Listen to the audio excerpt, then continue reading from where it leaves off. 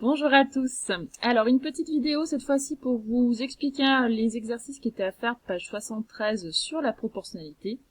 Alors le premier souci qu'il y a eu de la part de certains élèves, c'est la compréhension de la première question.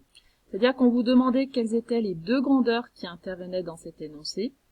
Alors, vous avez 2,85 € pour 1 kg de pommes. Donc une des grandeurs, c'est le prix justement des pommes en euros. Et l'autre grandeur, c'est la masse des pommes en kilogrammes. Alors, on dit souvent la masse, d'accord? Pensez bien que vous avez tendance à dire le poids, mais en fait, le terme exact, c'est la masse en kilogrammes. Est-ce qu'il y a proportionnalité entre les deux? Oui, parce que si j'achète 1 kg, donc je vais payer 2,85 €. Si j'achète 2 kg, je vais payer 2 fois plus, et ainsi de suite. C'est-à-dire qu'à chaque fois, je vais donc multiplier la masse de pommes par 2,85 € pour obtenir mon prix final. Donc il y a bien proportionnalité. Si je passe à l'exercice 6, on vous disait au marché, donc le prix des pamplemousses est de 1,20 € l'unité et 2 € les deux. Alors l'unité, ça veut dire l'un. J'achète un pamplemousse, il me coûte 1,20 €. Si j'en achète deux, donc c'est 2 €. Donc mes deux grandeurs, tout simplement le prix de mes pamplemousses en euros et le nombre de pamplemousses. Sont-elles proportionnelles? Cette fois-ci, non. Pourquoi? Parce que si on achète un pamplemousse, on a dit c'était 1,20 €. Donc si c'était proportionnel, deux pamplemousses devraient nous coûter 2 fois plus, c'est-à-dire 2,40 €. Or ici, on nous fait une petite promotion et on nous les donne à 2 €, ce qui veut dire que ce n'est pas proportionnel. On passe à l'exercice 9. Donc vous aviez 3 tableaux. Vous deviez dire à chaque fois si c'était proportionnel ou non.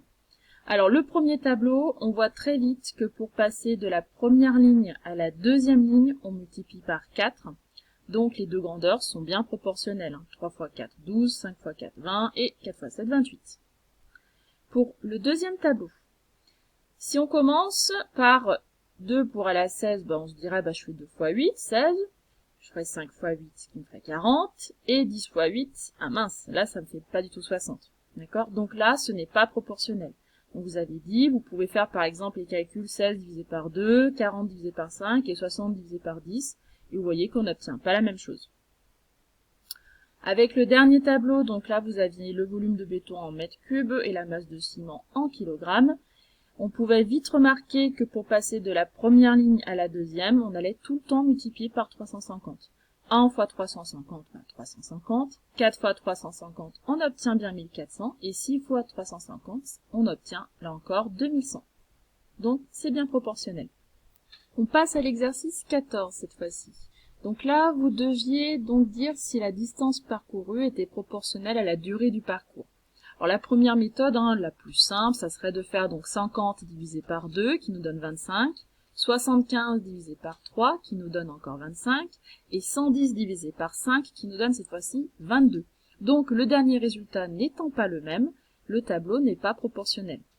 Alors, on pouvait trouver une autre méthode ici, c'est ce que je vous ai mis, c'est-à-dire qu'on pouvait voir que on fait donc 2 heures le mercredi, 3 heures le samedi.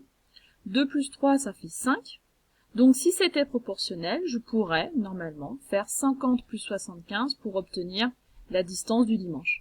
Or, 75 plus 50, ça nous fait pas 110, donc là encore, ce n'est pas proportionnel. J'espère que ça vous a aidé. À bientôt!